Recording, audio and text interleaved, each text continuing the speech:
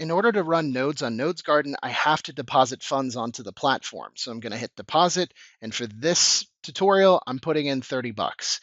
So I'm going to hit deposit. There's a few different ways for you to make payments on your deposit. One way is to use a debit card, and you can enter your card details and your country and then hit pay.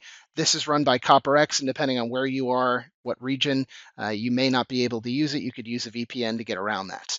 You can also scan using your MetaMask wallet and make a direct payment. And lastly, the way that we're going to go through, you can pay directly from your MetaMask or whatever your EVM wallet of choice is. I'm going to select the chain, in this case, Arbitrum, and I'm going with USDT.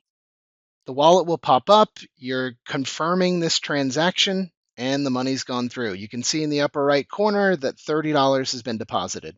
The hard part's over. Next, we need to select the project and follow the instructions to set up our first node.